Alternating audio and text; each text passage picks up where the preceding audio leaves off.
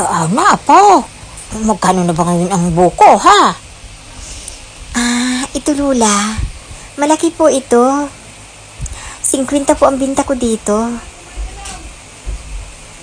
Ayan, nakikita niyo po ba yan?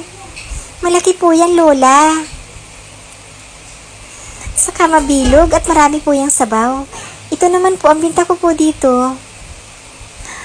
40 po. Aba, di siya 50 na ako, apo, at medyo malaki. Yun nga po, Lola. Depende po sa inyo at sa mga bumibili kung anong gusto ninyo. Pero kung ako po ang pamimiliin, Lola, mas gusto ko po yung 50 pesos kasi malaki nga po katulad nito. At bilog na bilog. At siyempre marami pong sabaw.